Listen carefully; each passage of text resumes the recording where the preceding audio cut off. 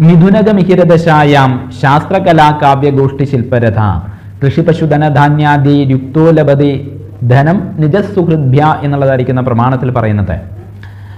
മിഥുനൻ രാശി നിൽക്കുന്നതായിരിക്കുന്ന സൂര്യന്റെ ദശാകാലത്തിൽ വ്യാകരണാദി ശാസ്ത്രങ്ങളിലും നൃത്ത സംഗീതാദി കലകളിലും രാമായണാദി കാവ്യങ്ങളിലും അതുപോലെ തന്നെ സദസ്സുകളിലും ശില്പവിദ്യാകാര്യങ്ങളിലുമെല്ലാം തന്നെ താല്പര്യം ജനിക്കും എന്നാണ് പറയുക. അതായത് ഇങ്ങനെയുള്ളതായിരിക്കുന്ന ശാസ്ത്ര കാര്യങ്ങളിൽ ഈ ദശാകാലത്തിൽ വളരെയധികം താല്പര്യമുണ്ടാവുകയും മറ്റുള്ള വ്യക്തികളിൽ നിന്ന് പ്രശംസ ഏറ്റുവാങ്ങുവാനും സാധിക്കുന്നതാണ്.